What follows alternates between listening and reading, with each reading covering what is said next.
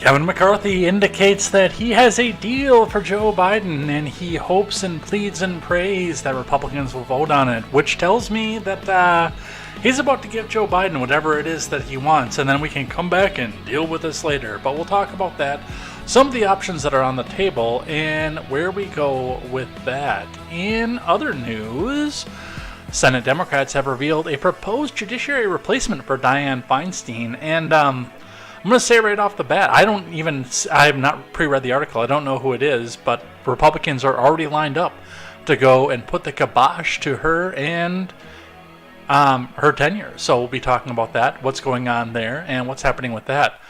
Fox and Dominion reach a $787.5 million settlement over false election claims after Brian Krasenstein creams in his pants about the fact that Dominion refused and they're going to trial. So we'll be talking a bit about that and what's happening there. And DeSantis doing something that I agree with, at which point being based on proposing the death penalty for kitty diddlers. It is going to be all this and more.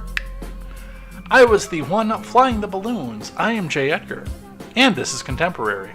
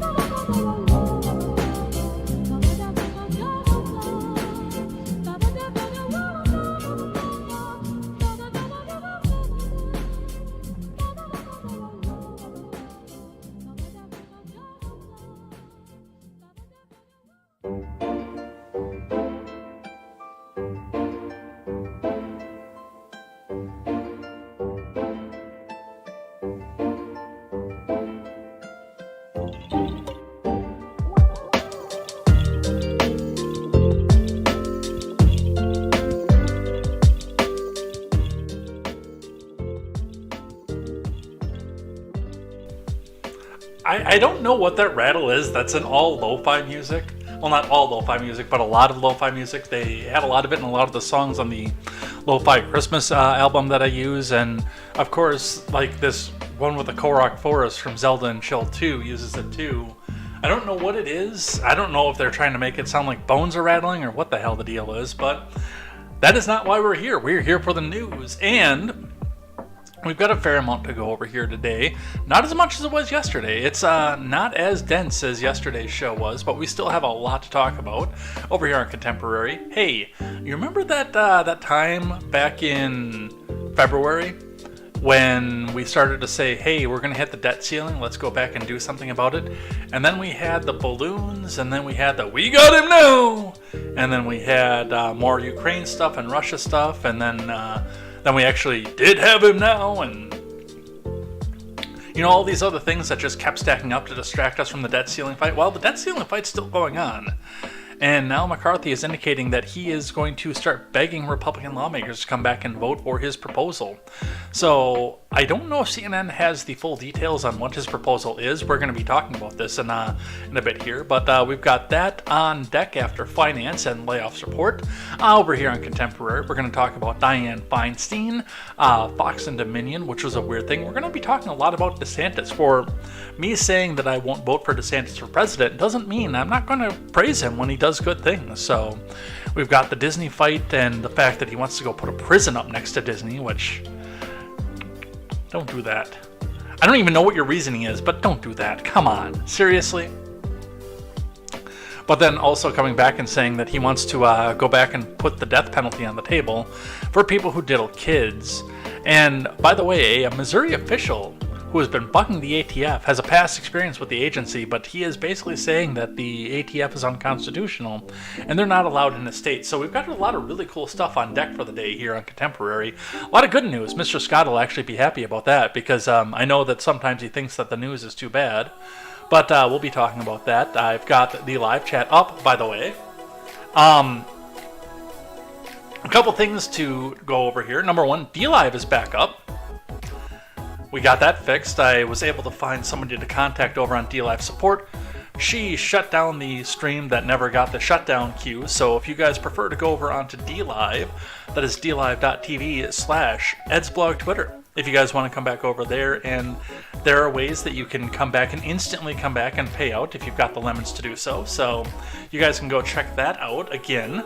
Thankfully, we are streaming to Odyssey, which, I mean, that platform kind of fell by the wayside. I've noticed, like, it was really, really cool, and then Dave Rubin started up Rumble, and now we've got a really, really good a platform out there, and we are on Rumble right now. So there are 3 watching over on Rumble, and I've got the chat up there.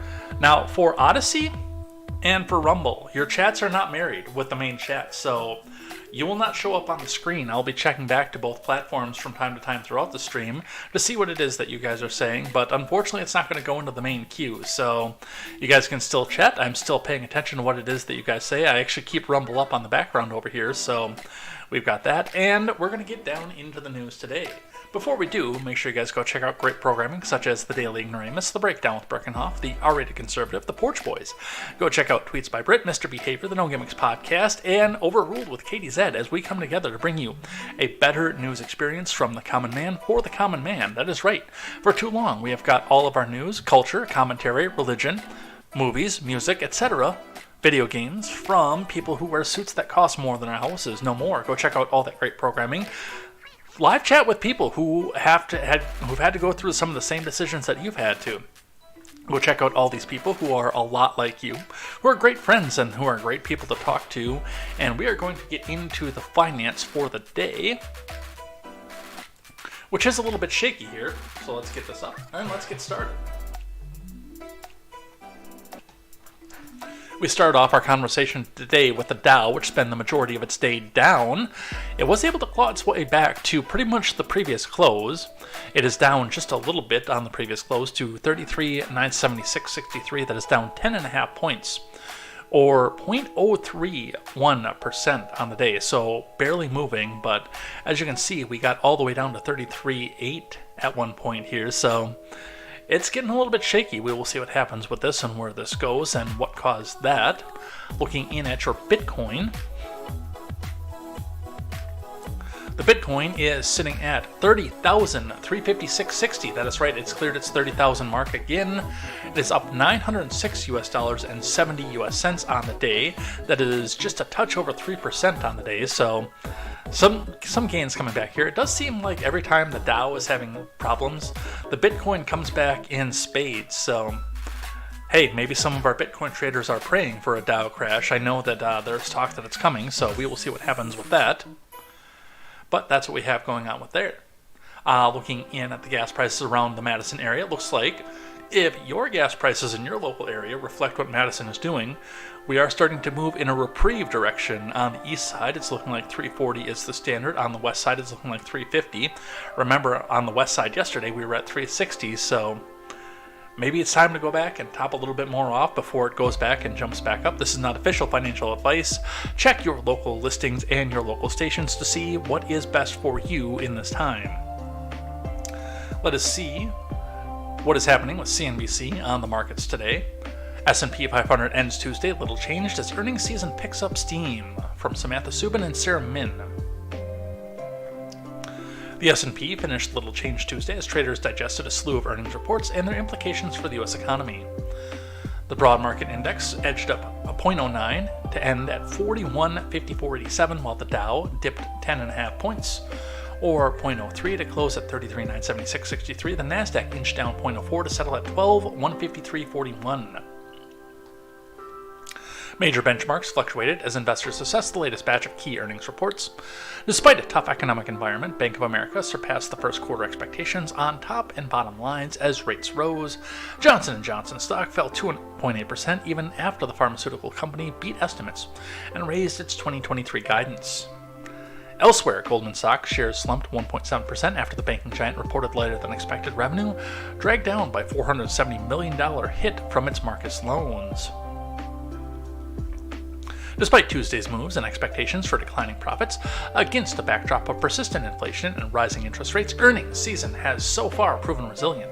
All major averages are up since the period kicked off, but investors warn that profits topping already low expectations won't matter to markets staring at a Federal Reserve that's continuing to tighten its potential recession.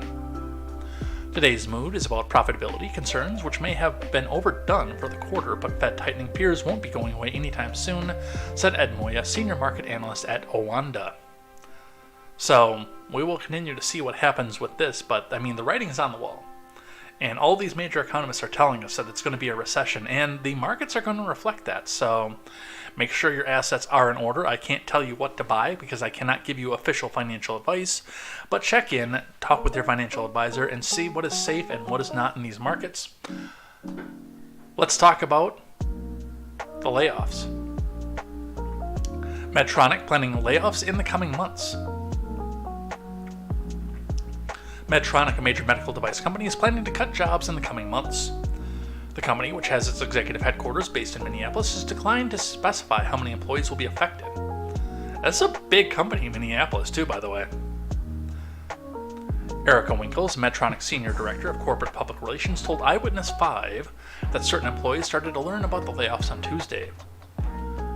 Medtronic continually evaluates its operations and aligns our resources with the highest strategic priorities to better position the company for future growth. We announced today that we intend to reduce our full-time global workforce in the coming months. With certain employee notifications beginning today, Winkles said in a statement, "These decisions are never easy, and we're taking great care to treat all impacted employees with dignity and respect. Medtronic will follow fair, consistent processes and provide comprehensive transitional resources to impacted employees during this time," the statement added. However, Winkles didn't respond to an inquiry about an earlier retirement or severance packages for affected employees. Lewis Johnston, an economics professor at the College of St. Benedict, said layoffs have been a growing trend, citing increased interest rates in the pandemic aftermath, and yet we keep hearing how great the economy is and how everybody's doing well, and it's all hiring, man. Just go out there and spend, man, and don't be worried about anything because it's not going to affect you. It's affecting everybody else in there, but it's not going to affect you, man. Come on. So we will see what happens there. Excuse me.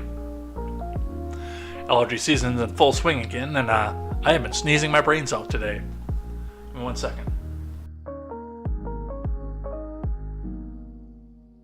Excuse me. Alright, and with that, let's talk about the debt ceiling, since we're going to stay in finance for a little while. Starting with a statement from the banks.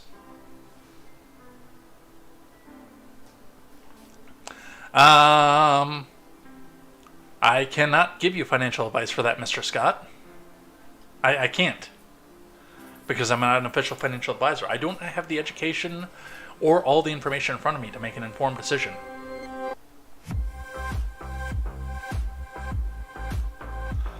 Alright. From Reuters. U.S. debt ceiling deadline could be sooner than anticipated, banks warn. Which is a little bit eerie to think about because we were told that we had until June, which is a month and a half away. From David Barbuskia. The U.S. government's deadline to raise $31.4 trillion debt ceiling could be sooner than expected, raising the prospect of a short-term debt limit extension, analysts said on Tuesday. Goldman Sachs analysts said weak tax collections so far in April indicate a higher probability that the so-called X date, when the government is no longer able to pay all its bills, would be reached in the first half of June, analysts say at Citi said they expected short-term deal in June or July. The Treasury Department has warned that the federal government could reach the moment when it will no longer be able to meet its financial obligations as early as June 5th. While the nonpartisan Congressional Budget Office has forecast that moment will come sometime between July and September. Yeah, that's like... What do we have left in April? 12 days? Plus 31 in June is 43. Plus 5, 48. That's like less than 2 months away. Meanwhile, on Monday, U.S. House of Representatives Speaker Kevin McCarthy outlined spending cuts his fellow Republicans would demand in exchange for voting to raise the debt limit. The ceiling was back in focus Tuesday, so-called tax day, when individual tax returns are due to be submitted, meaning the Treasury will soon know the size of its take. The size of its theft, more like. As the debt limit deadline comes into better focus with additional tax receipt data, we expect to see somewhat greater pricing of debt limit risks in financial markets, Goldman Sachs analysts said in a note. Coin shortages again? Really? Like, I remember that at the beginning of the pandemic when nobody wanted to handle cash, and those of us who still had coin op laundry were struggling and wondering what the hell we were going to do. I hope we don't go through that again. Although I'm close enough now where if it really came down to a coin shortage, I could just run to my parents' house. And yes, I am still on coin op. I'm trying to find something to buy right now that will have something non-coin op inside. The yield on the 2-month U.S. Treasury bill jumped on Tuesday to its highest level since at least 2018, as unease about the U.S. debt ceiling and likelihood of another interest rate hike took hold.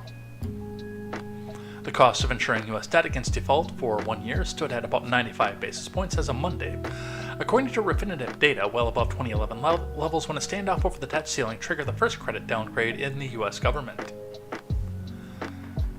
Goldman Sachs has projected the Treasury would exhaust its cash and borrowing capacity by early to mid-August, but they said weak April tax receipts could pull that deadline forward. That's funny because I thought it was always June. Which gives us a little more breathing room over what I thought it was going to be, because I thought June 5th was the number at first, which meant that if it's going to be sooner, we're talking like mid-May at this point. So, a lot of stuff that's happening with that. And going along with what we're saying here from CNN Politics, this year's tax season is critical to the ceiling up debate. Here's why. From Tammy Luby.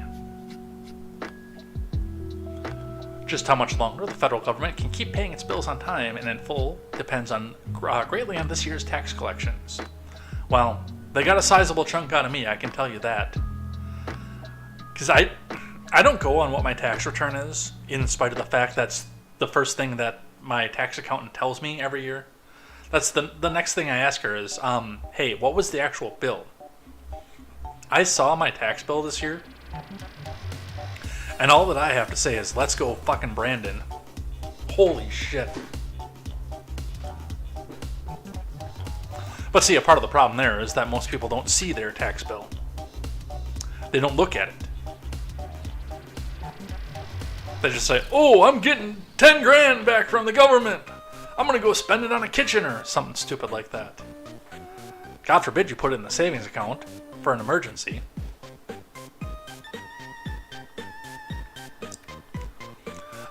With tax season coming to a close for many filers on Tuesday, the Treasury Department will soon know the amount of tax revenue it's received for 2022 and for the first estimated payment of this year. The cash is crucial now because the U.S. hit its debt ceiling in January and can't continue to borrow to meet its obligations unless Congress raises or suspends it. Meanwhile, Treasury is avoiding default, which would happen this summer or early fall by using a combination of cash on hand and extraordinary measures which should last at least until early June. Janet Yellen said in January. Yeah, that's what I thought. I thought Yellen said early June. This year's tax haul will also give House Republicans and the White House a better sense of how much more time they have to negotiate a solution to the debt ceiling drama. Talks are at a standstill, but a shortfall could prompt an acceleration on discussions. It's hard to forecast tax collections, but most experts say it's unlikely they'll come in higher than expected, like they did last filing season, buoyed by a strong stock market and faster economic growth in 2021. Honk honk.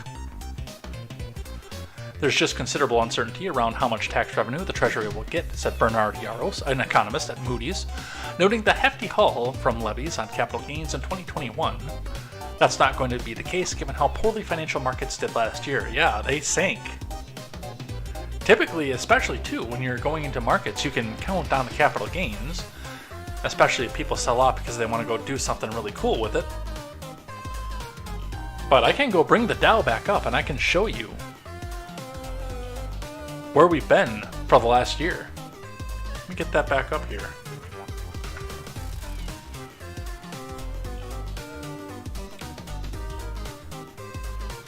Come back over here. There you go. So, I mean, we always look at the day over day here, but if we bring this back out to a year, I mean, we're already starting to the free fall coming over here. It did buoy its way back up, but I mean, if we go back out to 5-year, coming back to see where the peak is, I mean, we were at points of 36,000. At points far beyond a year ago. And we can even see, I mean, they won't tell us the all-time high on this, but, you know, our all-time high was at 36,000. I think it was 987 for a while, and then it's dropped down because, you know, it keeps falling off more to now the 52-week high is at 35,492, and that is yet to even fall even further. So we're not doing well. And that is going to figure in onto how much cash they actually bring in. The full tally won't be known for a few more weeks, at which time the Treasury Department and other observers are expected to update their estimates of when the government could start to default on its obligations. The current forecasts vary, with most pegging the summer or early fall. Pegging. That's awesome.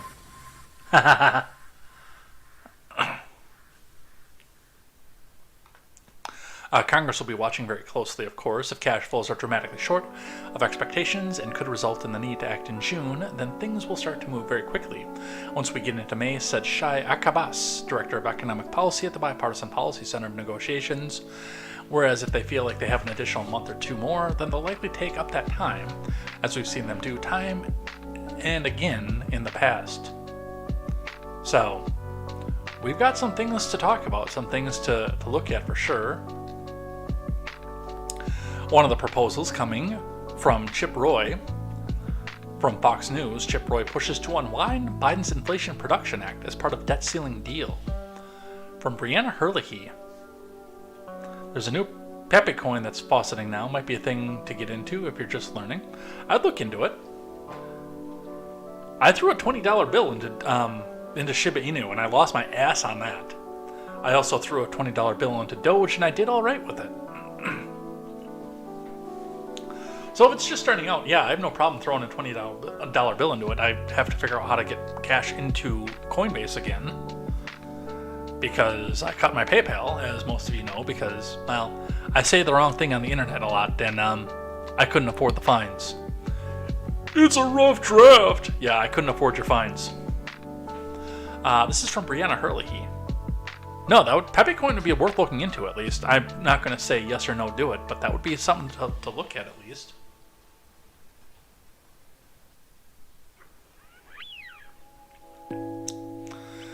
Chip Roy says he'll be pushing House Republicans to unwind parts of the Inflation Production Act as part of a deal that would raise the debt ceiling and cut federal spending.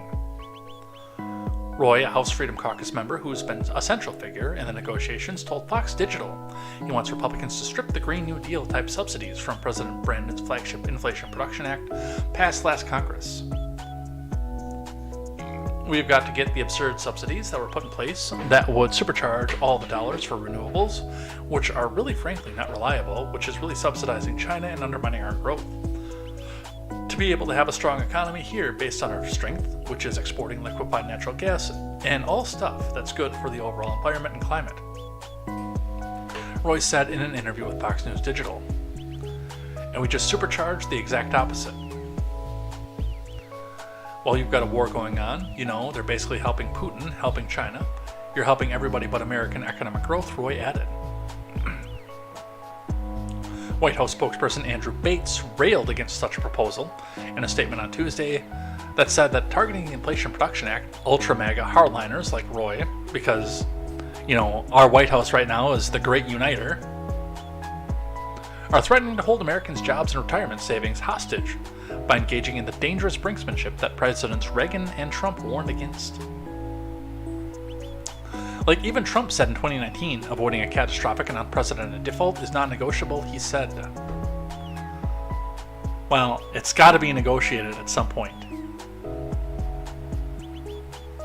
Just because Trump and Reagan said it doesn't make it right. That is one of the hardest things, by the way, for these anti-Trumpers to understand, is for those of us who actually have a brain, who actually understand economics, we're coming up to a point where they'll come back out and say, well, Trump suspended the debt ceiling. Yeah, and I called him a fucking prick when he did that, too. You can go into my videos if you're on the YouTube side, youtube.com/jadgar101, and you can find the video where I said, I am endorsing Trump, but it is kicking and screaming. I didn't want to. Because of the suspended debt ceiling and the spend. I love the tax cuts under Trump. I did. I love the fact that almost every job was begging for people. And my job at the time felt that they needed to raise my wage an exorbitant amount to try to keep me. I liked those things under Trump. I did. I was doing phenomenally under Trump. But when he cut the taxes, he didn't cut the spending. And I always looked at that as when we talked about another spending bill, when he went back and signed the omnibus, when he did this, when he did that, I had always said, this is not good, and this is going to come back to bite you in the ass, and I can't vote for you if you're going to do this. And I was a very reluctant Trump voter the second time because the spending is there. And it always blows my mind that these stupid people, they want to blame Trump for anything and everything that they can. They want to come back out here and say, oh, well, Trump, he was put in by Putin and Stormy Daniels, and he'd been pissing on the Obama's bed, and all the other wild stories that they made up. It's not that hard to take down the Trump admin with actual stuff that actually happened, not the stuff that the tabloids made up. But unfortunately, the Dems can't go back and go after him after that because their side does it too, and their side does it worse, as we are seeing right now.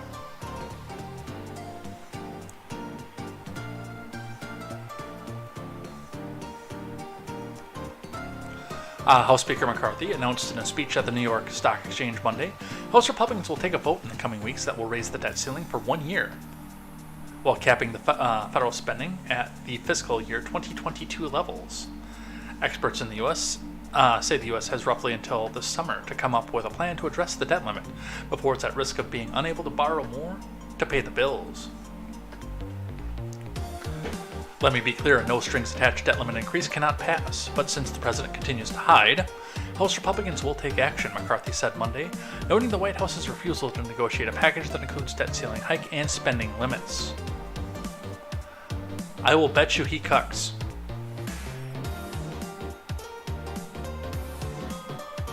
McCarthy added the bill would limit subsequent spending increases to just 1% per year over a decade. Roy said that he agreed with the overall tone and baseline of McCarthy's comments, but he said the American people don't want to see cuts in the 9th year, they want to see real cuts in the first year to wasteful spending. Yes, Chip Roy gets it. Now, we're not going to see cuts in the first year. I can tell you that right off the bat, because the Senate won't approve of this. So we are either going to hit the debt ceiling or something major is going to hit.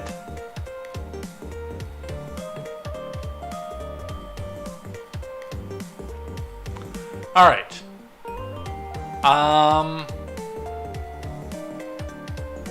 This is a 10-minute video. I don't know if I want to go through the whole thing. Darren LaHood and Mike Quigley discuss how a divided Congress could work together to pass a debt ceiling after a number of incidences involving mishandling of classified documents. Both congressmen are backing a bill that would penalize those who do not carefully store classified materials. We're going to skip this one. That's 10 minutes of video that doesn't go anywhere near the debt ceiling. So instead, we're going to move on to CNN instead. McCarthy makes plea for Republicans to back debt ceiling plan. From Melanie Zanona and Haley Talbot.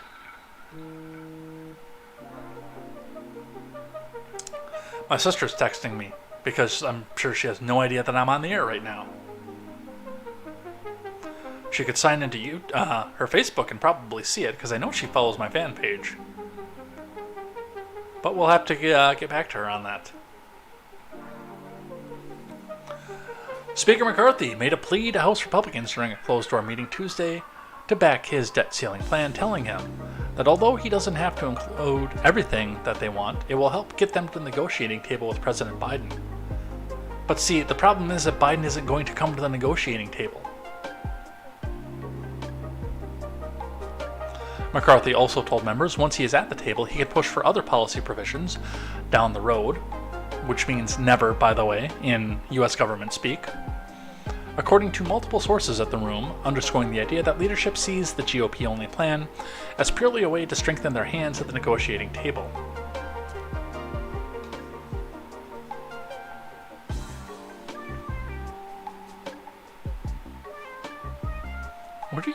What do you keep linking, Mr. Scott? Because I see, like, you did this earlier too, and I thought it was just the tail end of my YouTube share, but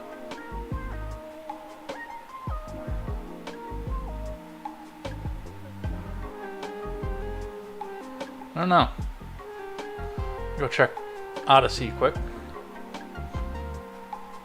Yeah, actually, I think Odyssey might actually be a dead platform. I don't know if many people go on there even or not. I know that Rumble kind of, I think, screwed them a little bit. Alright, back to what we were doing over here.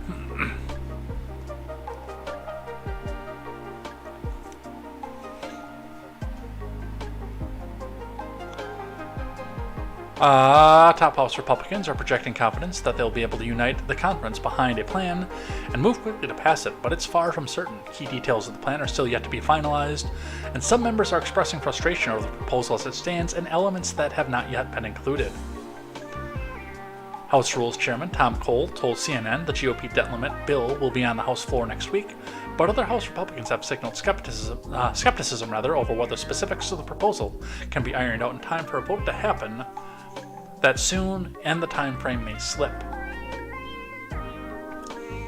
House Republicans are insisting that any increase in the debt limit must be paired with spending cuts, while the White House argues the limit should be raised without any conditions.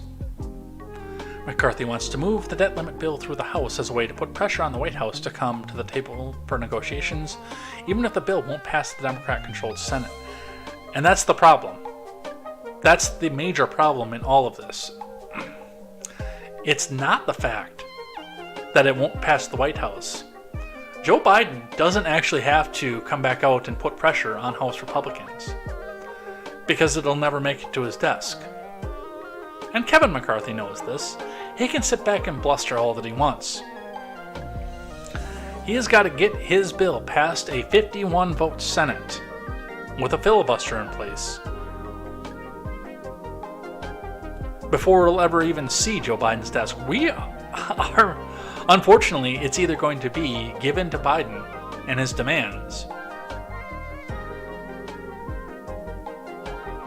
with the hope, although this is a budget reconciliation, so I think they can get around the filibuster, but regardless on that, with the hope that it gets around the filibuster if they can't use it with budget reconciliation, or alternately, sit here and watch the default.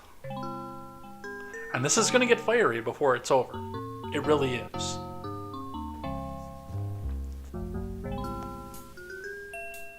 The closed-door meeting kicks off a difficult push by GOP leaders to wrangle 218 votes for a proposal to raise the debt ceiling and reduce federal spending. McCarthy walked members through his proposal, which includes clawing back an unspent Pinko Pox 19 funds, 10-year caps on spending, prohibiting Biden's student loan forgiveness, and enacting a GOP energy bill. Which, by the way, would probably improve tax receipts for 2023 and 2024 by a massive margin. Conservatives are pushing for more to be included, while some have said they won't back a debt ceiling hike under any circumstances, illustrating how challenging it is going to be for the GOP leaders to unite the conference behind a proposal. Look, I don't want to see the debt ceiling increased at all, but I understand that it's probably going to have to be done at least once in order to get spending reined in. Because you're going to hit that default no matter what at this point. And it's going to take time to implement the spending cuts. My proposal would be a 3-month spending increase, or debt ceiling increase. Figure out what it is that you need to pay for 3 months of your government spending. Raise the debt ceiling to that amount and that amount only. And then sit down and hash this out and talk about it. But also make sure that the stipulation is there that there's going to be a spending cut. But we all knew this was going to come down to the last minute. It always comes down to the last minute. Every single time there's an omnibus, there's a government shutdown, there's a debt ceiling hike, and everything else. It always comes down to the last minute. We have known about this since January 6th. Hell, we've known it was coming since before this Congress was seated. They were talking about it during the midterms.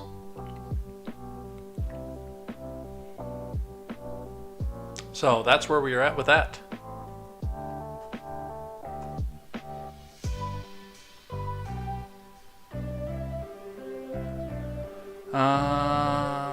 Let's see. She's getting shuffled off to Woo Land. HR 5736. I will look that up after the show, actually. Absolutely. Let's grab one from NBC. Speaker McCarthy says House Republicans will vote on a debt limit bill into 2024.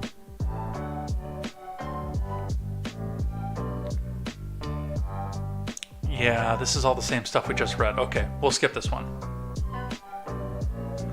So that's where we're at on the debt ceiling. But some other things that are concerning people coming into the next fiscal year.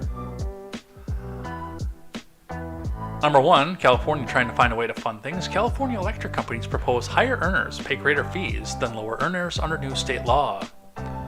From Ben Ziesloft. Yeah, why don't you go ahead and chase a little bit more of your productive class out of your state, you morons. 3 electric utility companies in California proposed a fixed-rate billing plan under which high-income households would pay more than low-income households. Gavin Newsom signed a bill last summer requiring energy utilities to impose a rate component in their power bills to collect revenues to fund the state's energy infrastructure, according to the LA Times. The law requires a fixed monthly charge based on household income. PG&E, Southern California, Edison, and San Diego Gas recently introduced a proposal intended to reduce fees for most households by imposing higher costs on wealthier families, a plan which the California Public Utilities Commission must approve by the middle of next year. We have listened to and heard from our customers that fundamental change is needed to provide bill relief, SDG&E CEO Carolyn Wynn said in a statement. When we were putting together our reform proposal, front and center in our mind were customers who live paycheck to paycheck, who struggle to pay for essentials such as energy, housing, and food. California households with incomes of less than $28,000 per year would pay a $15 fixed fee on their monthly electric bills in SCE and PG&E areas, while the SDG&E areas would pay $24 a month. Families with annual income between $28,000 and $69,000 would pay $20 a month in SC&E areas, $34 in SDG&E areas, and $30 a month in PG&E areas. Those with incomes between $69,000 and $180,000, which will be, by the way, the vast majority of California because the cost of living is so high out there, would meanwhile pay $51 a month in SC&E and PG&E areas and $73 a month in SDG&E areas. The most severe monthly fees would occur for households with annual income above $180,000, which would pay $85 a month in SC&E areas, $92 a month in PG&E areas, and $128 a month in SDG&E areas, according to details of the plan published by local news outlets. Now, I fall into the second category in my household. But I'm looking at this, and by the way, I do understand that wealthy people use more electricity than poor people do because they have so many more toys, many more things to charge and everything. But that is more than my whole electric bill right there.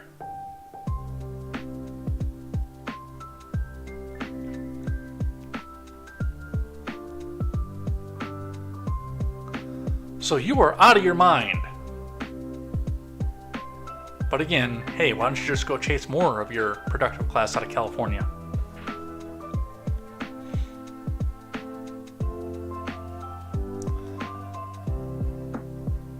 From CBS, healthcare now tops inflation among Americans' concerns, survey shows. From Elizabeth Napolitano. Well, with everybody getting laid off, of course it is. That cobra's not going to last forever. Inflation is no longer America's number one concern, and nowadays it's the price of healthcare that's making Americans sweat. Healthcare costs are the top concern among middle-income American households for the first time since 2021, outpacing inflation according to the national survey from financial service provider Primerica. While more than half the survey respondents said they remain pessimistic about the economy as a whole, 20% expressed being slightly more optimistic about their personal finances compared with just 15% of respondents the previous quarter. As the nation heads further into 2023, middle-income Americans are showing increasing confidence in their personal finances while remaining realistic about the current economic climate. Primerica CEO Glenn J. Williams said in a press release, I know somebody that works for Primerica. And my friend KTZed thinks they're a scam. Primerica's Middle Income Financial Security Monitor collects data from American households with annual incomes between $30,000 and $100,000 on a quarterly basis. The national poll, conducted by research firm Change Research, surveyed 1,471 respondents about their household's financial health between March 6th and 10th. Healthcare expenses haven't always topped the list for concerns facing American households, but they have long been a stressor for many families struggling to manage their finances. Excuse me. Goodness. You sneeze so much your throat runs raw and then it's sore when you try to speak. Roughly 40% of adults report going into debt due to medical or dental bills, according to polling data from the Kaiser Family Foundation, a nonprofit focused on health policy research. Additionally, roughly half of Americans say they struggle to afford healthcare costs, the survey shows. Which again, once the government starts footing the bill, the doctors, the hospitals can start demanding whatever it is that they want. If you outlawed health insurance tomorrow, there would be struggle for about 3 weeks.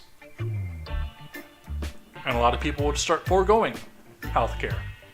Yes, even the ones who are in life and death situations, like with diabetes or cancer, things like that. And you actually would have a few people die in that 3-week period. But about the time, and it would take about 3 weeks, the hospital started realizing that they didn't have butts in beds, which is how they pay their bills. It's not. I mean, it is how much money they're getting. Let's be frank about that. But it's volume more than it's capacity.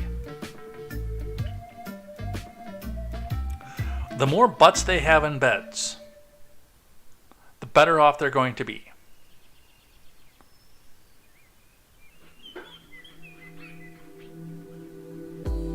So they will do whatever it takes to get more butts in beds. If you outlawed insurance tomorrow, most families, not all families, some of us are still really poor, but most families would be able to pay for a doctor's visit with the change they had in their pockets within about 3 weeks.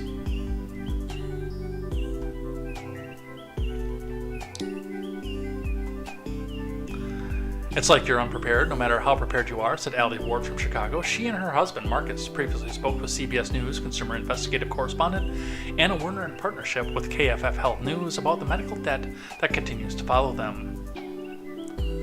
The high cost of medical care has a disproportionate impact on people of color as well as women, low earners, and uninsured adults. Still, even those covered by health insurance are not immune to the burden of healthcare costs, according to KFF analysis. Approximately a third of insured adults worry about paying their monthly health insurance premium. Yeah, ours is ridiculous where I work, by the way. And 44% worry about affording their deductible, the survey found. So, and it's a realistic concern. Wages didn't keep with inflation, which means the more they're taking out per check to keep you in health insurance that you can't even use because your deductible is $10,000, the less food you're able to buy for your family. So, that's something to watch for and see. Let's talk Feinstein. From the Daily Wire, Senate Democrats reveal proposed judiciary replacement for Feinstein. From Daniel Chaitin. The Senate's top Democrat revealed his pick to temporarily replace Senator Feinstein on the Senate Judiciary Committee as Republicans rally against such a swap aimed at ending the freeze on Joe Biden's judicial nominees. Speaking to reporters on Tuesday, Majority Leader Chuck U. Schumer named Ben Cardin, a Democrat who is the senior senator from Maryland, as the proposed stand-in. A vote could take place within a matter of hours. Let's watch. If Senator Feinstein is not able to return this work period, do you think she should consider resigning? Look, I spoke to Senator Feinstein just a few days ago, and she and I are both very hopeful that she will return very soon. Yes, next one. You're hopeful. That doesn't sound like there's a plan. And would you be willing to engage in horse trading, say, over the blue slip issue to get something done if you're that bottled up in committee? Let me first say again, I spoke to Senator Feinstein just last Friday, and she and I are very hopeful she'll return soon. As for blue slips, Senator Durbin and the Judiciary Committee are considering it. Yes. Have you selected or thought of who you would like to replace her? Ben Cardin. Yes. When will you hold a vote on temporarily, potentially replacing her? This afternoon. This afternoon. Yes. Are you unanimous? Yes. Have you thought about who you're going to put in replace? Yeah, Ben Cardin. The proposed shuffle is being characterized as a short-term move. Schumer told reporters on Tuesday that he spoke to Feinstein a few days ago, and both of them hope that she'll return to the Senate very soon. I kind of do too, honestly. I don't really care for Senator Feinstein, but I know that she is one of the last old guard Democrats who won't jump all in both feet to tank the filibuster.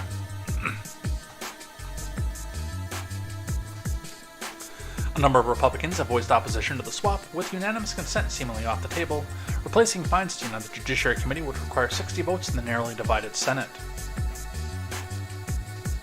60. I guess I thought it was for nominees was only 50. Simple majority.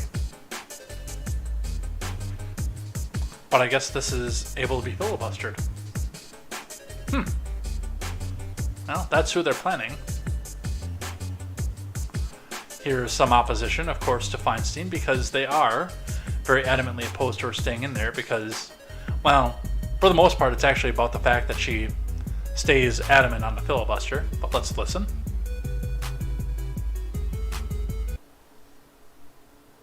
All right, Molly, you heard Rokana. As we've said too, Senator Feinstein has missed 58 straight votes since February. She does not have a timeline to return. It is stopping her committee from doing their jobs of conducting those votes for confirmation. Should Feinstein heed Rokana's call and simply resign so that Gavin Newsom can make a replacement? So I think people are going to get mad at me for this, but absolutely. I mean, you're a public servant. Your job is to serve the public. This is not about feminism. This is not about ageism. This is about a job. You have a job to serve the public. She's about to retire. She's 89 years old. It is very painful and uncomfortable, and a lot of politicians don't want to say something because they don't want to anger their constituents. But honestly, this is about public service. We elected this woman, the voters of California elected a senator, and it's very terrible that she's sick. It's very sad, but this is what it is. And again, like this whole idea that Democrats are the good guys and so they shouldn't do what's necessary is how we got into this mess in the first place, right? I mean, Roe was overturned. Women lost bodily autonomy, okay, after 50 years. And now we're arguing about if a woman who has, who is quite infirmed at best, and has no plans to return, should have the grace of just not appointing judges. I mean, I think this is really, really a mistake, and I don't think this should be a question. And I think if Gavin Newsom cares about women's reproductive health, he should put someone in that job tomorrow. It always comes down to that, too, doesn't it? It's the only, well, I'm gonna just give a little bit of a sidebar on this because Molly Jong Fast doesn't give a fuck about reproductive rights. Janet Protasewicz, the new justice on the Wisconsin Supreme Court, doesn't give a flying fuck about reproductive rights. Joe Biden doesn't give a goddamn about reproductive rights. But they use that as a scare tactic every single time to make sure that their little progressives come back out and do what they're told and go vote and don't stay home no matter how much they hate the status quo Democrats that keep getting elected. Because it's, number one, it's about power, and especially in my state, it's about union power. But they're using this wedge issue and say bodily autonomy and this, that, and the other thing, and they can't go do this on a. Aren't you afraid of being raped every time you walk, even in the nicest areas? They don't care. They don't care.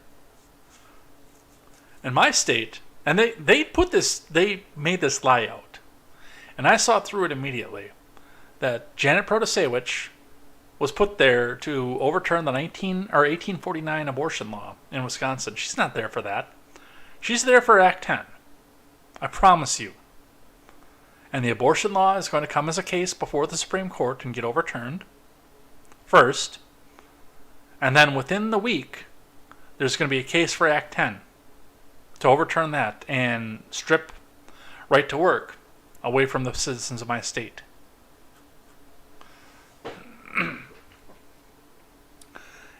And the other side of the aisle on this, with Molly Jong Fast coming out here with her big problem glasses, bright color to make sure that you know that she's toxic and to stay away from her. With her coming out people like this, people like Molly Jong Fast and Belshi, they've been after Dianne Feinstein since the first time she said she wouldn't vote to end the filibuster. Which is back still under Trump's term. To give you an idea how long they've been trying to get her out of the Senate. They just found a wedge issue to use to try to speed things along.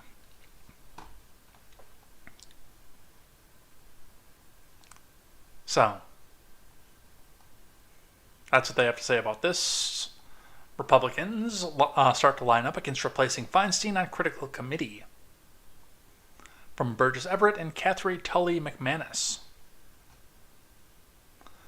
Senate Republicans are preparing to stop a temporary replacement for the ailing Dianne Feinstein and the Judiciary Committee this week, a move with significant ramifications for Democrats' ability to confirm federal judges. Senate Majority Leader Chuck U. Schumer said Monday afternoon that he wants to quickly sub in another senator for Feinstein, whose absence from the Judiciary panel is hampering Democrats' ability to easily confirm more of President Biden's nominees to the federal bench. But just one Republican can object to executing that move quickly, and the GOP is already starting to line up that opposition. I'll crank this down just a little bit more. The New York Democrat said he's angling to have a conversation with Minority Leader Mitch McConnell about the matter soon. But the more Republicans come out against a replacement, the less likely it is that the Kentuckian will be open to cutting a deal. He'll cut one at the last minute. And he'll come out and say, well, come on now, guys. Well, we've got to come back out and confirm this because we're holding them down. And it's not fair to them. Come on, guys. These Democrats are just moving too fast. We're slowing them down just enough. We don't have to win. It is long past time for that one to retire.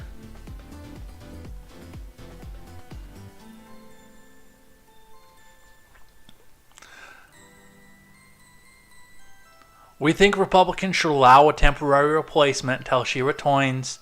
I hope Republicans will join us in making sure that happens, since it's the only right and fair thing to do, Schumer said, adding that Feinstein is hopeful on returning soon. Reshuffling the panel's roster this week would require unanimous consent from all senators, which means just one Republican could block it. Tom Cotton has already signaled he will not consent to doing anything to ease the confirmation of Joe Biden's judicial picks. Marsha Blackburn and Tom Tillis joined Cotton in opposing opposition to a Feinstein replacement on Monday, citing Democrats' goals of confirming liberal nominees. Tillis' opposition is particularly notable given his deal-making tendencies. In this instance, he will vote against any attempt by Senate Democrats to temporarily replace Feinstein on the Judiciary Committee. Which, that's what these people should be doing. I'm going to tell you right off the bat, this is exactly what they should be doing. Now, the expectation, of course, is that Democrats or Republicans are just supposed to roll over and lose with grace and do whatever it is that the Democrats want them to do. Jump through the hoop, Republican. Or we'll call you a racist again. Jump through the hoop. I'm going to ask a real honest question here. Do you think that in the minority, especially if it's just by one seat, 2 seats technically, if it's by 2 seats in the minority, and let's say that Mitch McConnell he's not the House Majority Leader. Let's say that he stepped down, passed the torch, and got onto the Senate Judiciary instead. Rand Paul is the House Majority Leader, or Senate Majority Leader. Hang on, I just got really excited by that for a second. Alright, anyway. Rand Paul is the House Majority Leader. Mitch McConnell is on the Judiciary, but he has another fall. He lands on his back, and the Turtle Man can't get back up off his back. Do you really think that the Democrats with the progressive wing would even remotely consider letting Rand Paul replace McConnell, even on a temporary basis on the Judiciary Committee to get more Trump nominees through? Do you really think that's a reality that we live in? Now, McConnell is probably going to cuck. But Tom Tillis, Marsha Blackburn, and Tom Cotton are doing exactly what they're supposed to be doing. They're representing the whims and the wishes of their people, not to have more liberals on the judiciary and holding it back as long as they can, doing exactly what their opposition would do. Good on them. Absolutely. 100%.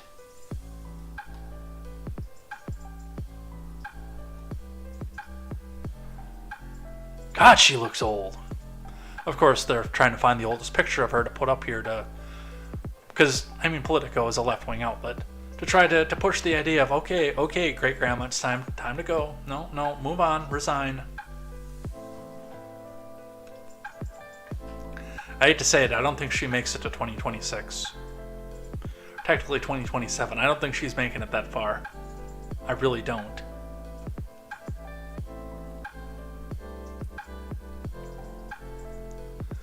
Alright, let's talk Fetterwoman. The Post-Millennial reporting out, breaking John Fetterman back to work after 60 days in hospital for depression. From Roberto Wacarel Cruz. Pennsylvania State Senator John Fetterwoman returned to the Capitol after being out for 2 months to receive treatment for depression. Fetterwoman's colleague Brianna O'Neill shared the news on Twitter, quoting Fetterwoman as saying, "It's great to be back, thank you." Fetterman checked himself into the Walter Reed Medical Center to receive treatment for clinical depression on February 16th. Fetterman was also hospitalized at George Washington University Hospital in D.C. after feeling lightheaded during a Democrat retreat in February. We've got a reporter asking Fetterman if he's confident he can serve for a full 6 years and basically giving a non-answer. Let's listen. How you doing, Senator? Welcome back, Senator. Senator. All right, hold on. First things first, you are a representative to the people of Pennsylvania. Oops. Knock the microphone there. in what universe is it appropriate for you to walk back into the Senate chamber in a sweatshirt and shorts?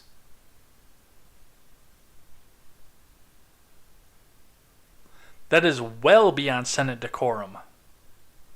I know, he's like every man.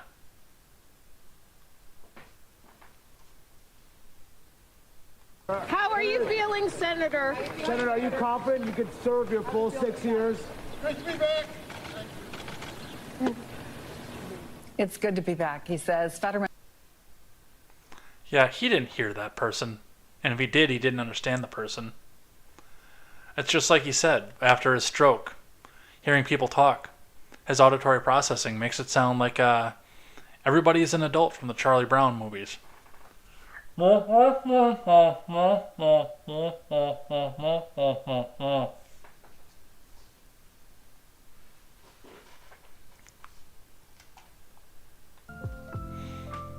Congratulations, Pennsylvania. You got what you voted for.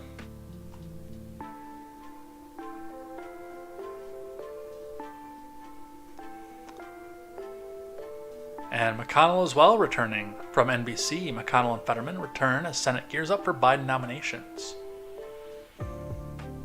From Sahil Kapoor. Two familiar faces will return to the Senate when Congress comes back to session after a 2-week recess, with plans to vote on executive branch nominations and a fire safety bill. The coming work period will also shape the debate over the debt ceiling as House Republicans seek to craft a bill to avert economic calamity that could pass with their narrow majority. Mitch McConnell is scheduled to return after a medical absence following a fall and concussion, he said, and John Fetterman, who sought treatment for a clinical depression, also plans to be back in the Capitol, his office said. Meanwhile, questions hang over the illness of Dianne Feinstein, the 89-year-old California Democrat who was revealed last month. She was hospitalized with shingle and hasn't voted since mid-February. Feinstein, under pressure from Democrats who have called on her to resign, has asked to be temporarily replaced on the Judiciary Committee so her party won't be hindered in advancing President Joe Biden's judicial nominees. Chuck Schumer has said that he'll ask the chamber to grant her the request this week. But Republicans aren't inclined to consent with a deal. Yes, we talked about that. But, you know, we're back to 50-49 at least. Let's talk Fox. From the Associated Press, Fox and Dominion reached a $787 million settlement over election claims. This, by the way, almost immediately after Bryan Cranston almost creamed himself for saying that, look at this, Dominion refused the settlement. From David Bowdner, Randall Chase, and Jeff Mulvihill. Fox and Dominion reached a $787 million settlement Tuesday in the voting machine company's defamation lawsuit, averting a trial in a case that exposed how the top-rated network chased viewers by promoting lies about the 2020 presidential election. The truth matters, lies have consequences, Dominion lawyer Justin Nelson said in a news conference outside the courthouse after a judge announced the deal.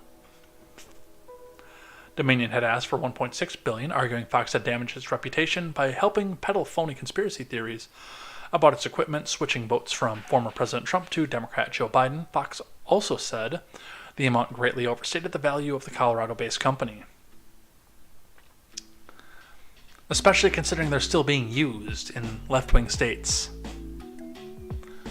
The resolution in Delaware Superior Court follows a recent ruling by Eric Davis in which he allowed the case to go to trial while emphasizing it was crystal clear that none of the allegations about Dominion aired on Fox by Trump allies were true. In a statement issued shortly after the announcement, Fox News said the network acknowledged the court's rulings, finding certain claims about Dominion to be false. It did not respond to an inquiry asking for elaborations. So that case is over, and that's not something that, well, I mean, our friends to the left are going to continue to hold that over the heads of everybody out on the right, especially if you try to have an argument on Twitter, and it's going to be, oh, you're just going to go watch Fox News, which they got sued for lying. But it's not pending anymore, so. And yes, as pointed out, Krasenstein before the settlement. Breaking! Fox News Dominion trial is officially underway. And the day is already not going well for Fox News. 12 jurors have just been seated, as if that matters. It's a trial. The court is now moving to seat the 12 alternate jurors. New details have emerged from former Fox News producer Abby Grossberg, who worked with Tucker Carlson and Maria Bartiromo. More to come here. Multiple reports said that Fox News were the ones pushing for a settlement to avoid the case going to trial. Dominion appears to have refused. Yeah, that aged well. The trial is moving full steam ahead today. Yeah, that aged well too. Let's hope justice and truth prevail. And by justice and truth, Brian Krasenstein means what's going to make him money. So that is a blast that turned out to be a fizzle. Let's talk DeSantis.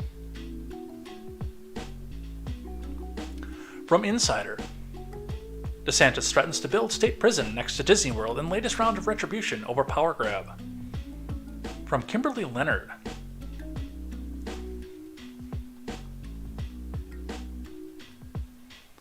Florida Governor Ron DeSantis is taking a third swing at Walt Disney World after the company humiliated the Republican governor by making a sly power grab to keep control of its land. So I see that we're rewriting history again. During a press conference in Lake Buena Vista, Florida, the city where Disney is located, DeSantis announced a slew of reprisals against the resort and theme park, including building on the land that it borders it. He floated the possibility of turning the land into a state park, another theme park, or even a state prison.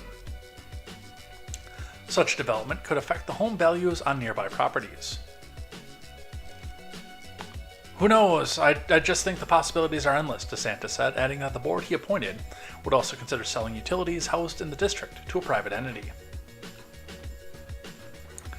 The governor didn't stop there. He previewed a bill he said the legislature would introduce next week that would impose new inspections regulations on Disney, including on its monorail and its rides. DeSantis has been trying to tear down the decades-long provision, long on the books, that gives Disney special self-governing privileges in Florida. Privileges that many other businesses, including rival theme parks such as SeaWorld and Universal, don't have. While those parks must run their plans by zoning commissions or building inspection departments, Disney doesn't have to. This makes their operations run more efficiently, saving them time and money. If these are not good laws, then everyone should be exempt, DeSantis said. You shouldn't just say one corporation should be exempt. So, I don't agree with this, necessarily. I think that this is a bit of sour grapes. In spite of the fact that DeSantis has won at this point, there's really nothing else Disney can do. They can pull up everything and move all of their assets out of Florida, but it is going to cost them well more than that company is worth. And then again, they've got to go find a place that can house them, be temperate year-round, and will also give them the kind of tax cuts that they want. What is funniest to me about this entire situation is the fact that this is the one company that our friends to the left, again, are fine with him having.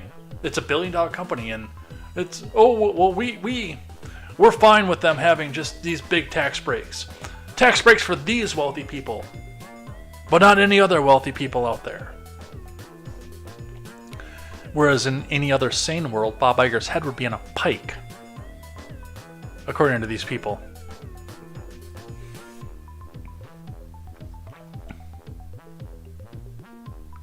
And by the way, they don't have to go through their own EPA inspections, or I'm sorry, they don't have to go through state EPA inspections, they can go through their own. They don't have to go through federal EPA inspections, which legitimately means they could go and pollute as much as they want. Because nobody's going to see anything, so nobody's going to say anything.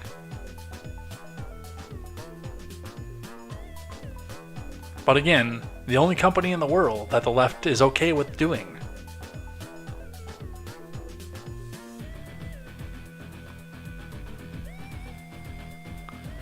Do I think that building a prison next to there is a good idea?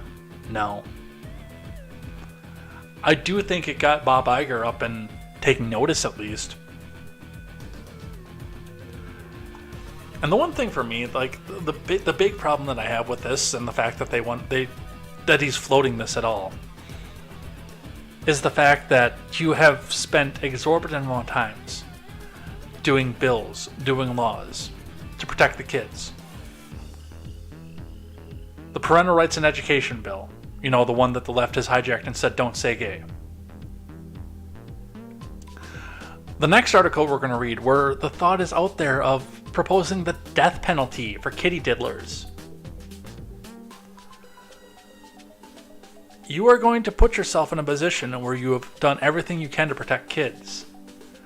And then now you're going to propose putting a prison next to a park that is made for kids?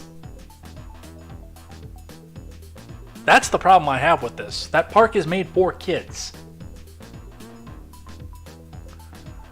And the idea of putting a prison next to there flies in the face of the rest of your executive agenda.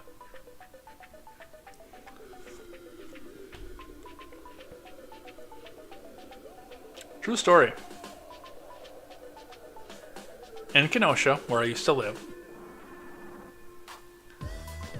there was, and I pointed this out to my friend who didn't know this. She had no idea that that's what that building was over there. And she had a kid in that school. There's a school, when they tore down American Brass off of Roosevelt Road over by 63rd Street, which is, by the way, just around the corner from where Rosenberg got shot. Just around the corner from there, and maybe, let's see, Sheridan is, I think, 8th Avenue at that point. No, 10th Avenue. So around the corner and 4 blocks down from where Rosenberg got shot, 14th Avenue passes through the by where the old brass site was. They tore that all down. They made a grocery store there, which failed. They've got a luxury apartment condo, or building, which they can't get anybody into because of the neighborhood. And they put an elementary school around there. Now, before the elementary school is around down there, across the street from where they put it, there was already, and they didn't build this with the brass proposal. It was already across the street, and I don't know what city planner got fired when somebody realized this, but I mean the school was already built and functioning. There's a minimum security prison across the street from Brass Elementary School. Keep in mind, this is minimum security, which is, these are people who are at the end of their sentences, who've held good behavior through the entirety of their sentences, so they've got the opportunity to either not be under such a guarded lock and key, but also get out and do work release and get some money in their coffers for them to start off their lives with as soon as they get back out. So, I mean, this is, if you have to have a prison across the street from an elementary school, this is the best situation that could be, but that doesn't change the fact that there is a men's prison across the street from an elementary school in Kenosha.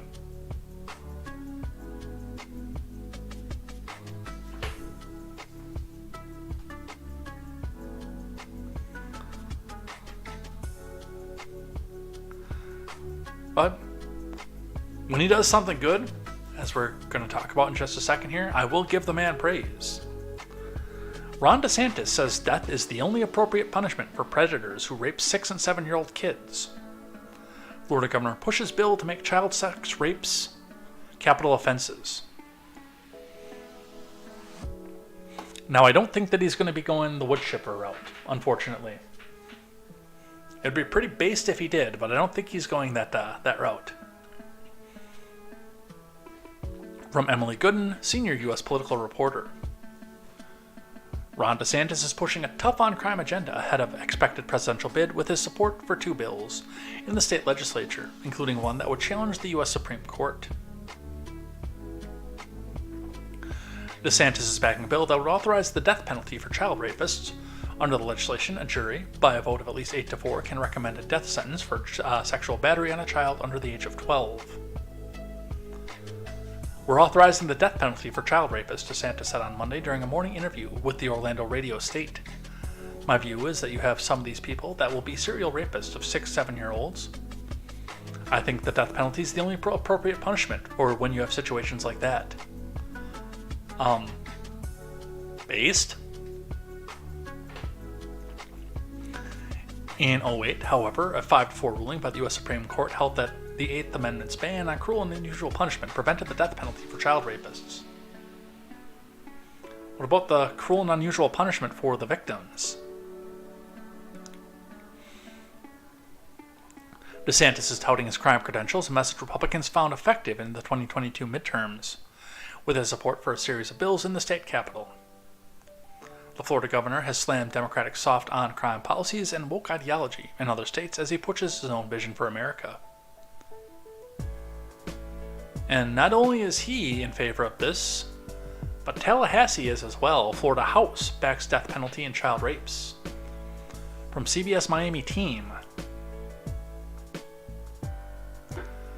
The Florida House, late Thursday, passed a bill that seeks to allow the death penalty for people who commit sexual batteries on children under the age of 12. The House voted 95-14 to approve the measure, HB 1297, sponsored by Jessica Baker of Jacksonville. The Senate is scheduled to take up its version of the bill, SB 1342, on Tuesday. The proposal comes after long-standing U.S. Supreme Court and Florida Supreme Court rulings that have said it's unconstitutional to execute defendants in rape cases, including a 2008 U.S. Supreme Court decision in a Louisiana case, but Baker said she hopes the bill will prompt the U.S. Supreme Court to reconsider the issue and determine the defendants can be executed for raping children, and by the way, the makeup of the court has changed as well. And I do want to see who comes out here and says that kitty diddling is not a capital offense.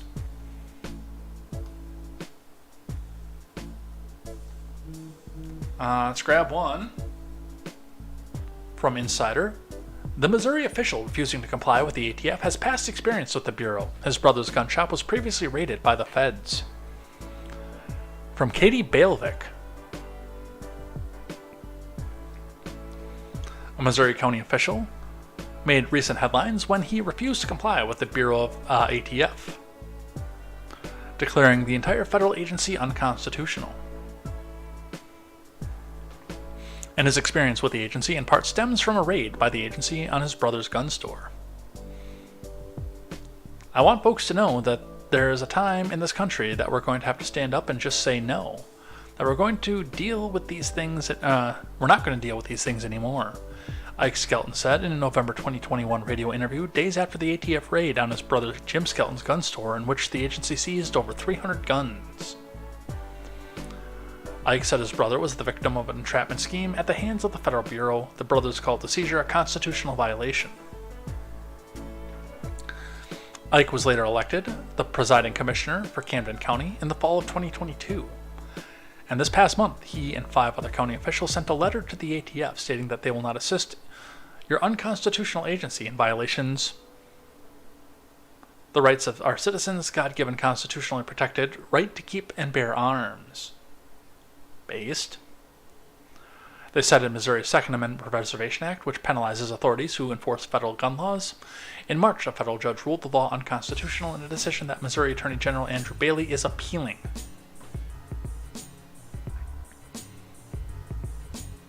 And sometimes it does take a personal experience with something like this to light a fire under people and get them to come out and say, no, the government will not come out and do this to us. I'm happy for this. I'm happy to see it. I really am. So, that is where we are going with that.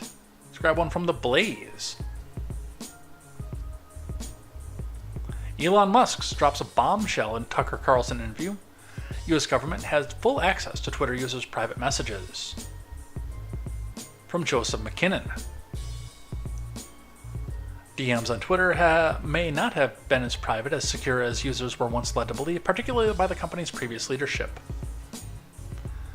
In a 2-part interview that will air on Fox News on Monday and Tuesday, Tucker pressed Elon Musk on whether the U.S. government had access to users' private messages.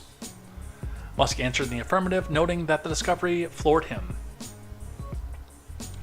Since officially taking control of Twitter in October, Musk has shared various damning insights into both his predecessor's apparent collusion with the state actors and the extent of government meddling in the platform.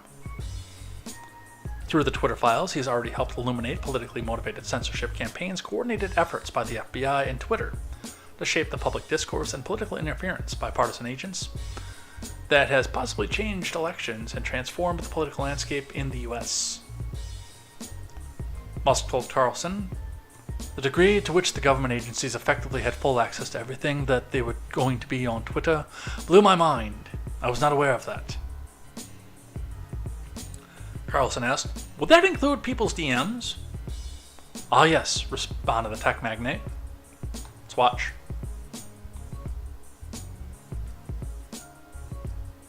The degree to which various government agencies had effectively had full access to everything that was going on Twitter blew my mind. I was not aware of that. Would that include people's DMs? Yes. So, there's something I do want to talk about with that.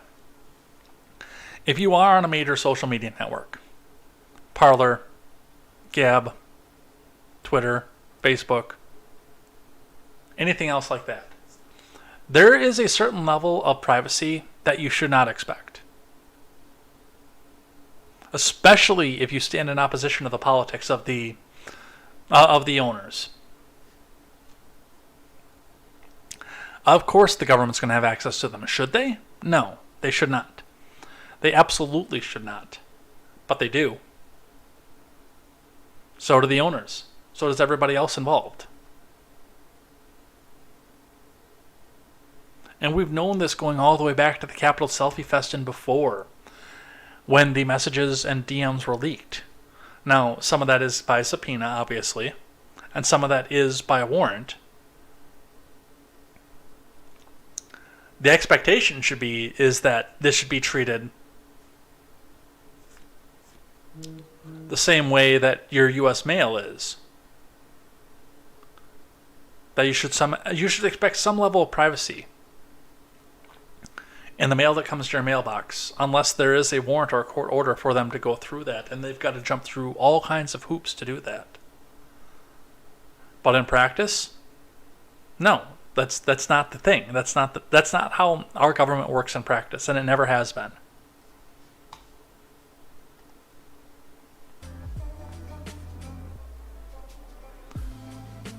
So, I'm not even surprised by this. In fact, I'm more surprised that people actually believe that their DMs and everything were private.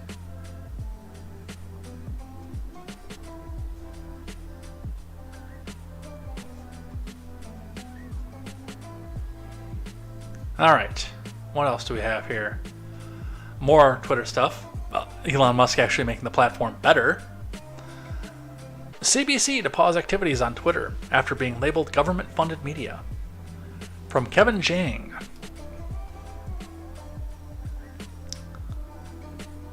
The CBC and Radio Canada have announced that they'll be pausing activities on Twitter after the company labeled the main CBC account government-funded media. Not only is it government-funded media, it's 69% government-funded media. Because it's Elon Musk and he has to make a meme about everything. The break will extend to all the public broadcasters' news and corporate Twitter accounts, a spokesperson for the company told The Star. The CBC has since sent a letter to Twitter asking the company to reconsider the designation. They continued. Look, you're actually government funded. So is NPR, so is the BBC. So are a lot of companies out there, by the way. I'd love to see who is working with the government and by how much. And I know that companies like the BBC and like NPR are trying to hide that, but I mean, this is literally a government-funded website. And number two, the other big part of that is the fact that everybody's known that for a long time. Now, do I think that NPR, CBC, and the BBC can do independent journalism on its own? Yes. But if you've got a major benefactor that's paying a large part of your bills, do you really want to go back and say words in opposition to that entity? Whether it be private or public. I wouldn't. If I was getting a government stipend to put on contemporary. Number one, hell would have long since frozen over, so there's that aspect of it. But number two, you better believe I wouldn't be saying a word against the government, because then they would stop sending me checks every month.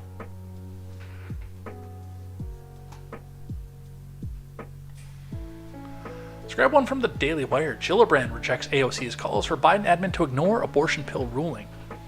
It's hard to ignore the rule of law. I was kind of hoping there was going to be video on that one, honestly. And I gotta pee. From John Rigolizzo. Kirsten Gillibrand rejected a push by her fellow Democrats for the Biden admin to ignore the ruling banning the abortion drug.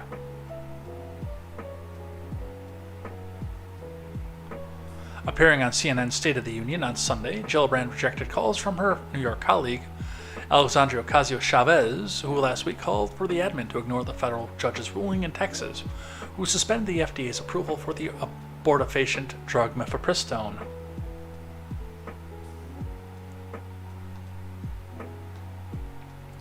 It's hard to ignore the rule of law, said Gillibrand, and we have a court system and an appeal system for a reason, so I think the Biden admin is correct in actually fighting this in the Supreme Court. Whether we win or not in the Supreme Court doesn't mean that's our last effort.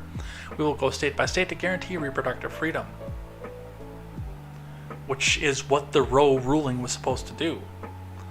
And again, by the way, one thing that I want to point out to you is the fact that the way that they ruled in the Dobbs case, the Dobbs case, Dobbs versus Jackson Women's Health. The way they ruled in that case would mean that they would have no standing to rule in the mifepristone case, because it should be a state-by-state thing. Gillibrand is absolutely 100%, well, I mean, she wants to go back and do it back again at the federal level, obviously, first, but Gillibrand is half right on this. This actually is something that belongs at the state level. So, she'll never see where she's right about it. She'll never understand that, but she is half right about this. From CNN, Tennessee Air National Guardsman applied to be a hitman online. The FBI says it was a spoof website and now he's facing charges. From Richard Rose. A Tennessee Air National Guardsman is facing charges after applying to be a hitman on a spoof rent-a-hitman website, according to the Department of Justice. Josiah Ernesto Garcia was charged Thursday after submitting an employment inquiry to the website rentahitman.com, which is a parody site that includes testimonials from purportedly satisfied hitman customers. This sounds like entrapment. The website was originally created in 2005 to advertise a cybersecurity startup. The Justice Department said in a news release the company failed over and over the next decade. It received many inquiries about murder-for-hire services. This sounds like entrapment. Garcia indicated in February that he had military experience and rifle expertise and requested an in-depth job description. According to the criminal complaint filed on Thursday, this sounds like entrapment. Garcia followed up on this initial request and submitted other identification documents and a resume. Okay, this person is really stupid. Indicating he was an expert marksman and employed in the Air National Guard since July of 2021. The resume also indicated that Garcia was nicknamed Reaper, which was earned from his military experience and marksmanship, the Department of Justice said in a news release. Garcia sent another follow-up email days later saying that he didn't hear back after submitting a resume, according to the complaint. Okay, there are two things going on here. Number one, this is entrapment.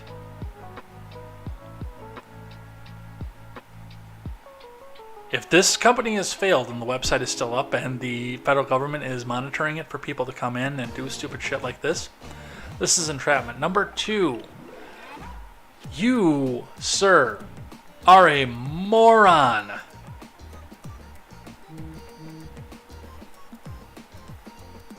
In a situation where we're sitting here looking at this, and you are putting government documents up to be hired to murder people, you are a moron. Oh my God. What is wrong with people? Other than the fact that we just spiked to 9 viewers, by the way. 15 total. Between Rumble and the main platforms. 16 total, because looks like somebody joined us over on the Odyssey side too. Welcome, welcome. Katie Hobbs, doing Katie Hobbs things. From 12 News Arizona. Governor Hobbs vetoes proposal to let parents bring guns to school. From Kevin Reagan.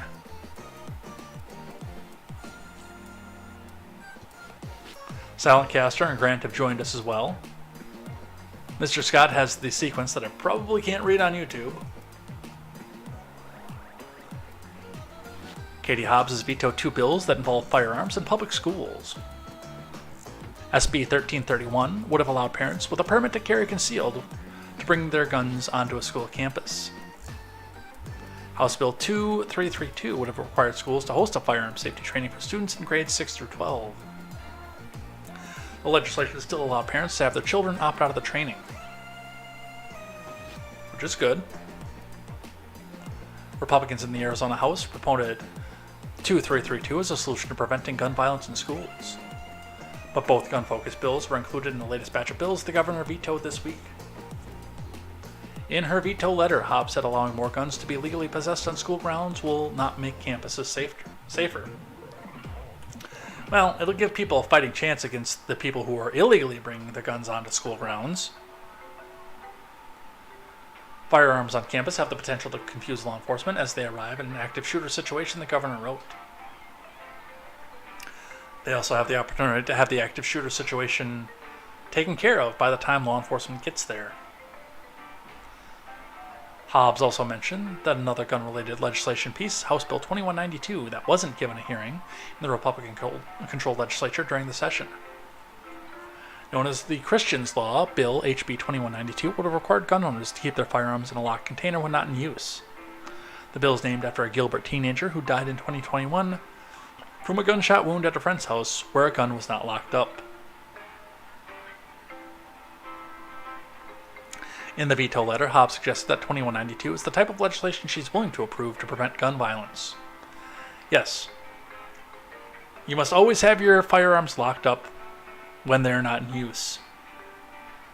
So, when Mr. Burglar, when Raymond the robber comes into your house and he wants to take your big screen TV, all the money that you have, and rape your daughter, you have to come in and say, Raymond, hold on a sec. I have to go downstairs to my safe and get my gun. Or, alternatively, open carry on your person all the time you're in your house, including when you're in bed. Those are your 2 options.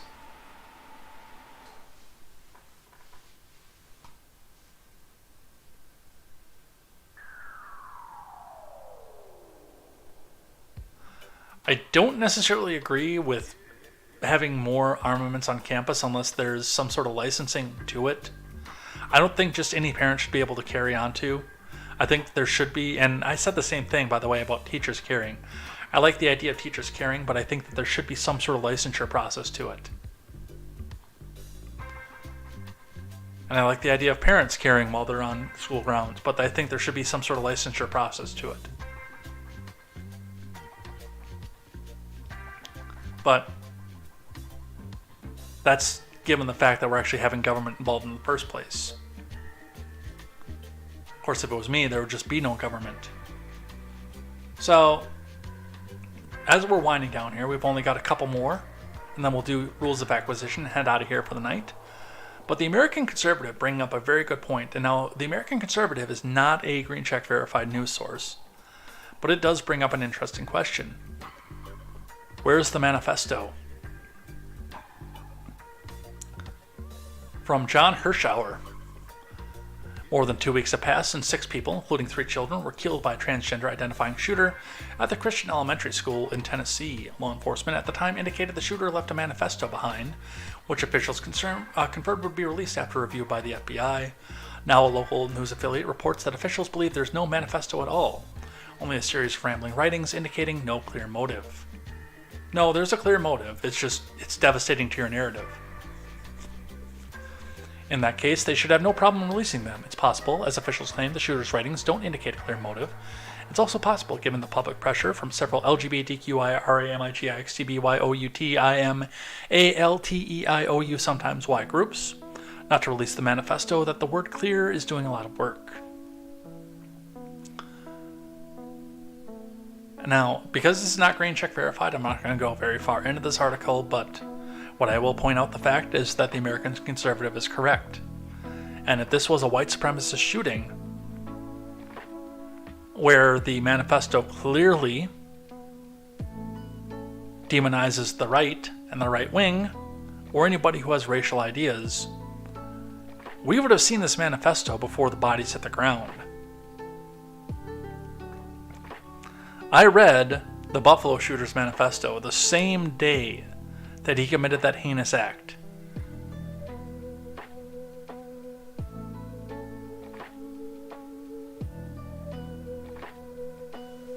So don't tell me that if you can't put out a clear motive, then you can't release it. There wasn't a clear motive in the Buffalo shooter's manifesto. He was all over the place. And the vast majority of his manifesto was just technical specifications.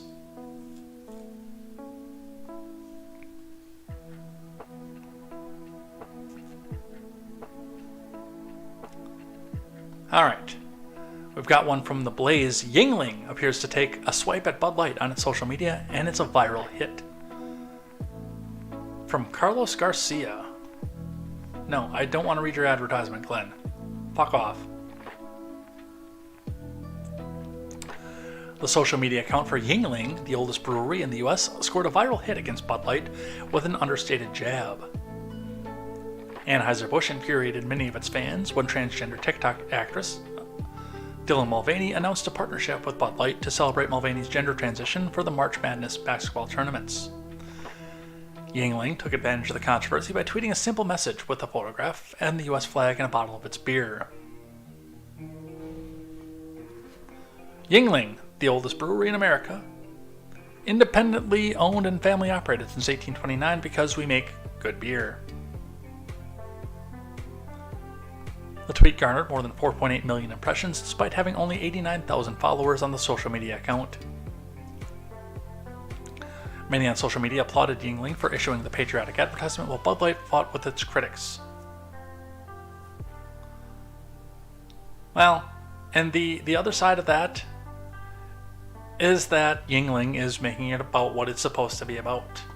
And Bud Light lost the plot. A lot of these companies that are trying to appeal to the woke are losing the plot on that. Because it's not about your social message, your social justice.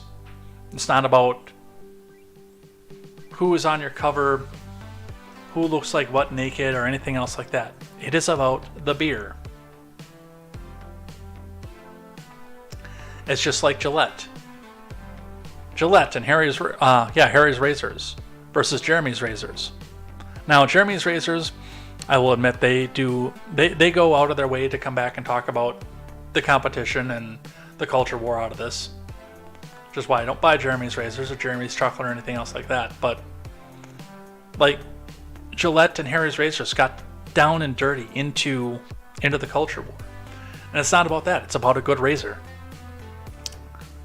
Yingling, it's about beer. Plain and simple.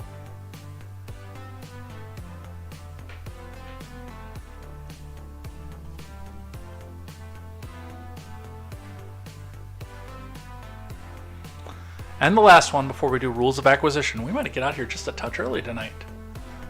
Loudoun County schools explore replacing boys and girls bathrooms with all gender single stalls because they didn't learn their lesson. Give me just a sec. We're going to do some reporting from ABC 7 on this one. Well, the Loudoun County School Board is looking at overhauling bathroom designs in schools to accommodate transgender and non-binary students. 7 News reporter Nick Minach has the latest on the bathroom designs in our Crisis in the Classroom coverage. Loudoun County Public Schools confirms to 7 News that they're researching floor-to-ceiling bathroom stalls with shared sink areas for all school bathrooms, which would mean no more gender-separated bathrooms. From what I saw, there were a lot of other issues that were addressed by having bathrooms that were integrated in hallways and gave complete privacy. LCPS is also considering building private bathrooms in schools in addition to keeping gender-separated bathrooms. LCPS is spending $11 million to pilot this option in 2 high schools. My hope is that we look into considering that all bathrooms are single-use and private, including the locker rooms as well. It's a big undertaking.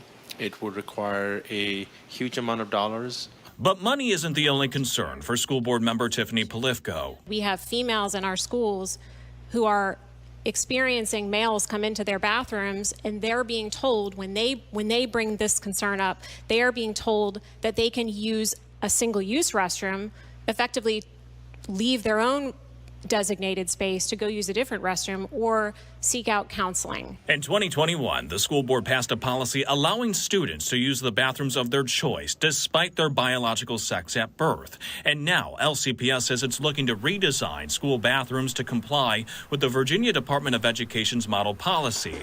But that policy is being rewritten by Governor Glenn Youngkin's administration. We received 71,000 comments, and we are working through. Tell me you didn't learn your lesson the first time without telling me you didn't learn your lesson the first time. This is what launched all the problem to begin with, and it doesn't matter if it's going to be single use or multi-use or anything else like that. They got in this situation because the bathrooms were essentially co-ed and they could let anybody go into whatever bathroom that they wanted. If it's a single-use bathroom, the guy and the girl are still going to go back into the bathroom to go make out or hook up, and the girl is going to go and get anally raped in the bathroom still. And this is a problem with government in general. And it goes on both left and right too. You keep trying to put a band-aid on the problem without addressing the root of the problem. This is constant. And they never learn. They do the same thing over and over again constantly. All right, today is Tuesday, which means that we are going to look at one of the rules of acquisition from the Ferengi culture. So let's get that pulled up over here. I'll bring that over onto this side. Now, as we close out the show every Tuesday, I decided, well, I'd started this on Monday actually, but now we do live chat on Monday instead. So now we do this on Tuesday, where we go through the rules of acquisition, which is the religious text of the Ferengi from the Star Trek universe. We look at their rules. We look at how they apply in the show and how they can apply in real life, which is surprising how many of them can actually apply in real life, because Roddenberry himself was an avowed communist, and the rules of acquisition were supposed to be making fun of capitalism, and yet they keep, well, most of them, not all of them. Some of them we can't actually apply in real life because they are so outrightly sexist that we can't go back and do this, because that was part of what they were making fun of in this. But most of these rules actually hit home, oddly enough. So we are, how far are we down?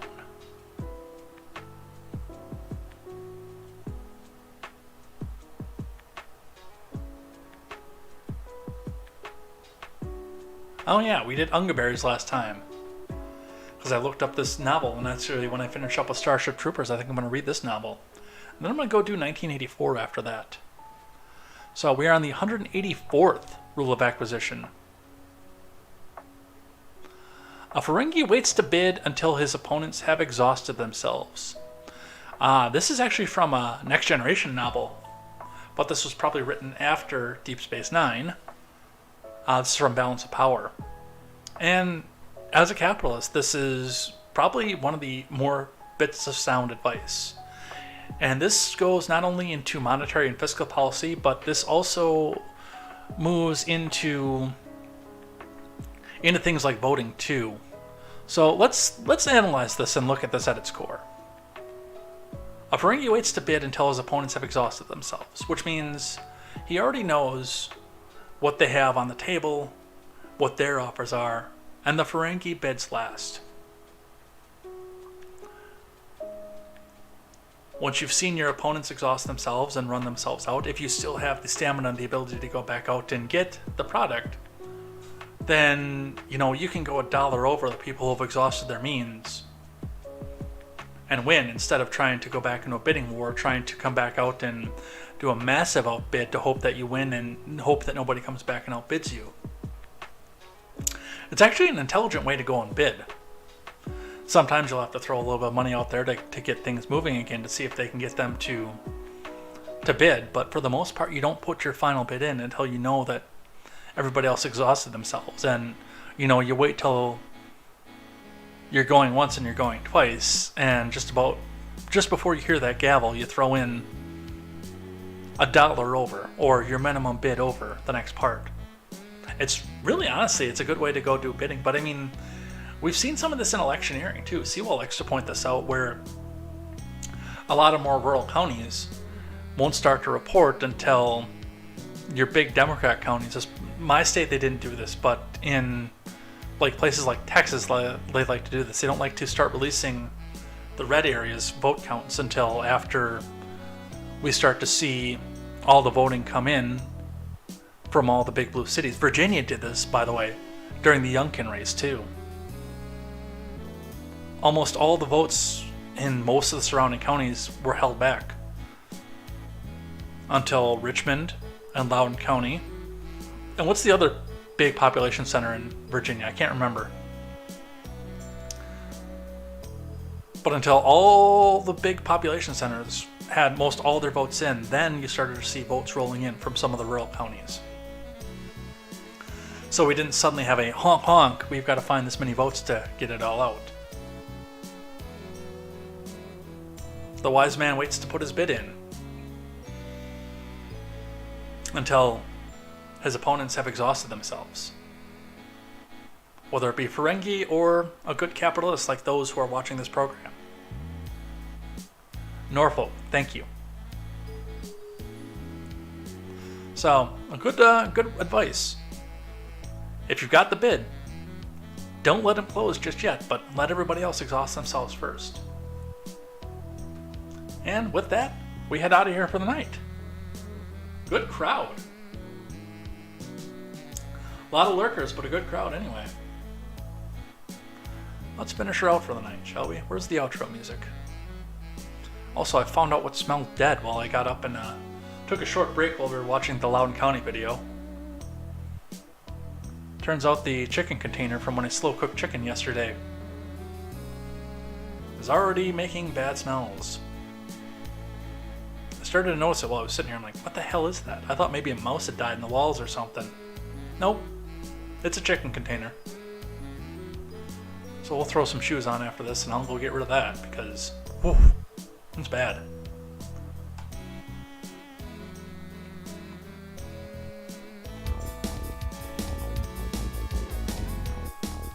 Alright, so thank you everybody who came by, who lurked, but also who chatted in the live chat tonight here. It was a good crowd. We had a good amount of things to go over here, and yes, I will scroll back up, Mr. Scott, and look up that House resolution that you brought up. Unless you want to put it in. No, I think I can go back far enough to find that. But if you do want to put it in at the end of the chat as well, I'll go look into that after the show. After I get rid of that chicken container. Holy crap, that's bad. But we'll be back here tomorrow for more news, more headlines, and more contemporary. We'll see what is happening in the next 22 hours. It's going to be interesting, especially with the debt ceiling coming up close. I do honestly think as soon as the tax receipts start to come in, I do think that that's going to start to dominate our news cycle as, well, the Donald has fallen off. His next hearing is until December, and they're still trying to hold us back from information about Russia because, well, they don't want us asking too many questions, especially with the big leaks that came from the Pentagon and from the Air Force. So I don't know what's going to be. We got through everything today, so we don't have anything to go off of this, but we will see what happens in the next 22 hours.